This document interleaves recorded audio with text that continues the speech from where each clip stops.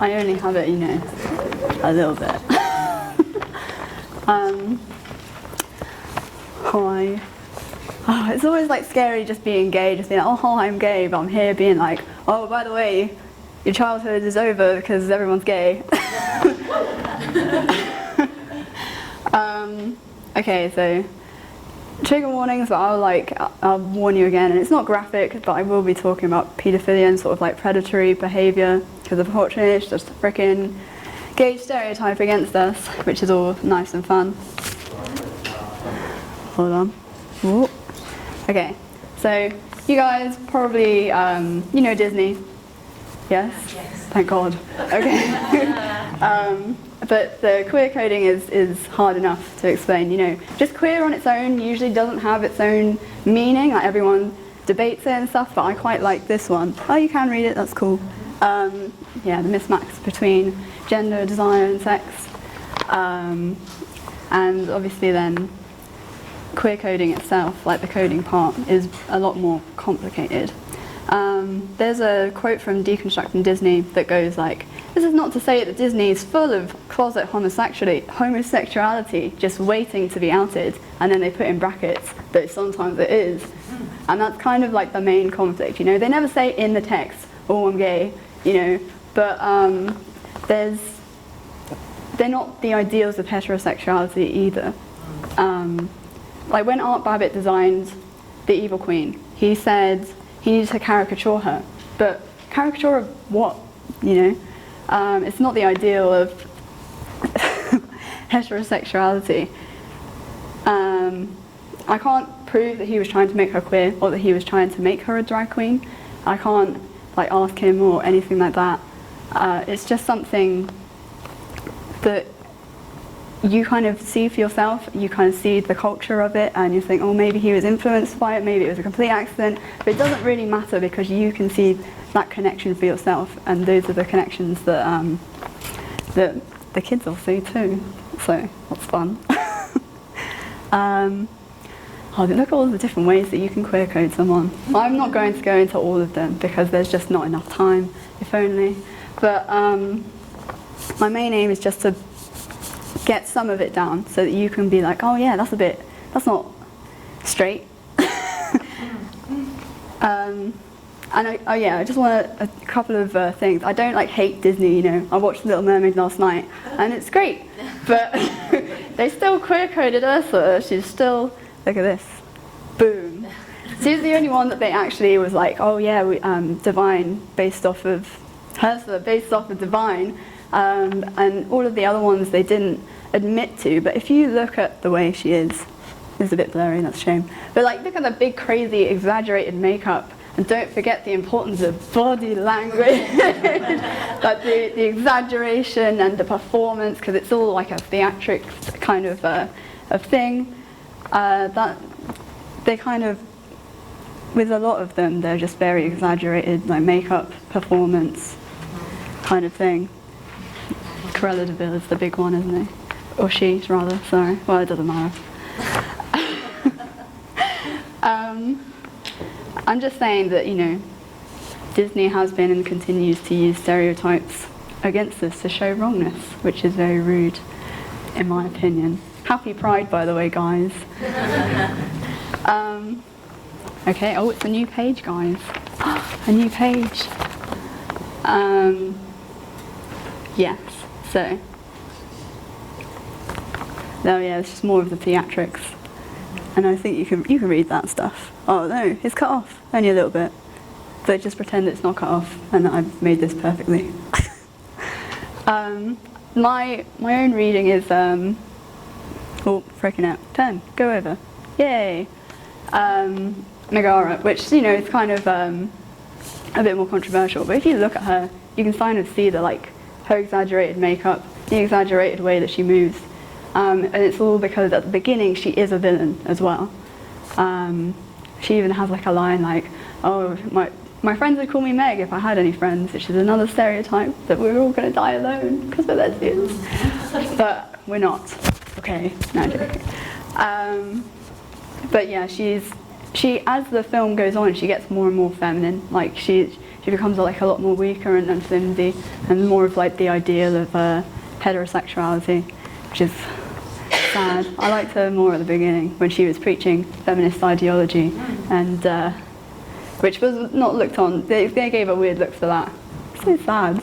Just let her be a feminist, and also, you know, whatever else she is. Oh yeah, she was like, oh, I'm swearing off manhandling, but obviously that doesn't last for long. Sad. So I'm going to go on to the men now. Bum ba da bum. You know, the English dandies. A lot of people they assume that English dandy is the people from the 1700s who sort of wearing all of that, you know, the Captain Hook kind of gear. That's not even subtle. Look at him, he's pink. He's bright pink. And I like the little frills on this guy as he's dancing up and down. But as you can see, you know, that's not exactly what you wouldn't want your grandpa doing that kind of dancing or anything like that. You know, you don't assume these kinds of behaviours of your men friends. I don't know, I wouldn't mind if my men friends did that. Look at you.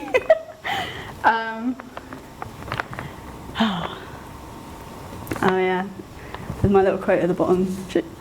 You guys can read that, right? I'm still so shocked that he would say that to someone. Why don't you read that? What kind? So okay. Walt himself, in 1940, asked Art Babbitt whether he was taking piano lessons. Once it was admitted, the man exclaimed, "Well, what the hell's the matter with you? Are you some kind of faggot?" Which Griffin describes as like the general attitude of homosexuality at the time. I'm not trying to say that Disney is homophobic, but he is, you know, realistically speaking. Yeah, where was I?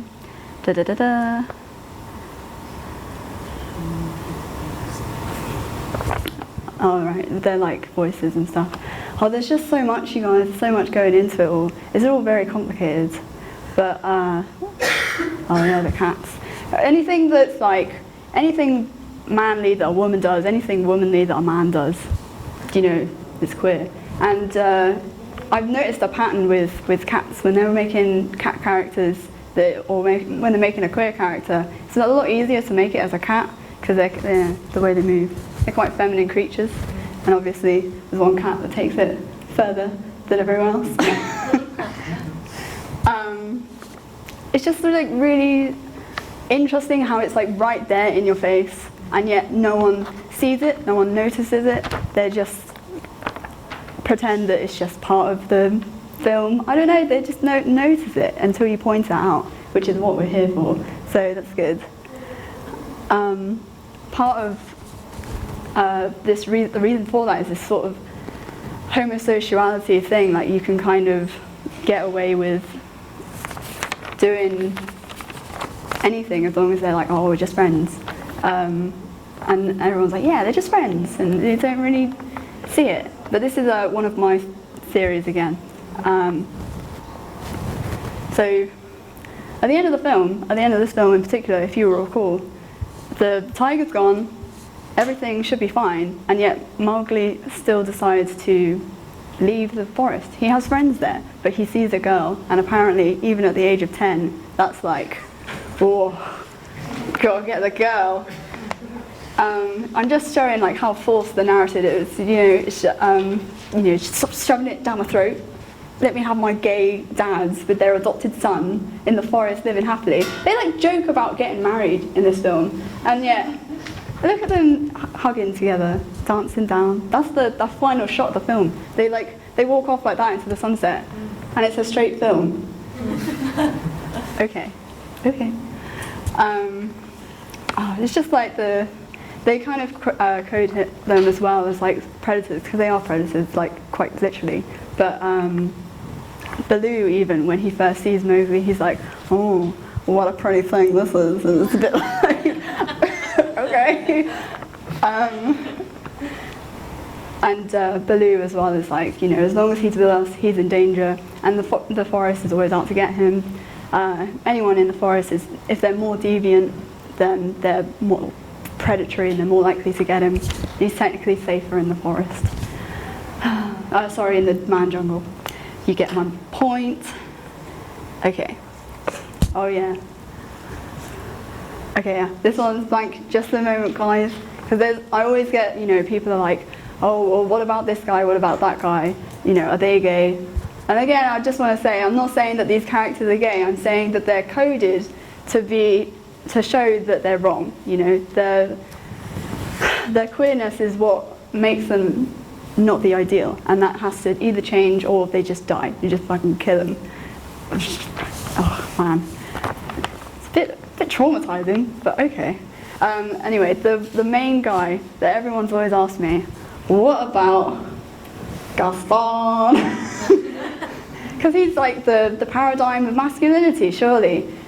But guys, is it gay if you just want to perform all of that femininity? If you don't ever actually say that you love the girl, you're just chasing her because she's the best and you deserve the best. Is it gay, guys, to go around with your best friends all the time? They're like never apart, I swear to God. And they're so cute together. Not really, he's actually quite violent to him, but we'll pretend that they're cute.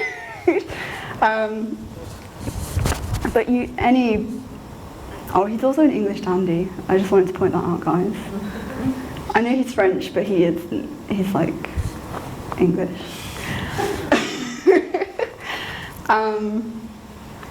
But yeah, he's not really straight. I know that he's going after it, but he never says anything. Like in the Mermaid film I watched yesterday, Eric's all like, oh, I can't lose her again. I love her, she's the one. He's just like, oh, she's the best. I have to. And then he dies because he's gay. Or, in conclusion, if you're reading this, you're gay. I hope that I've at least helped to expand your idea of this. If I'm not fully convinced you, at least made you think about it. I've even got my dad.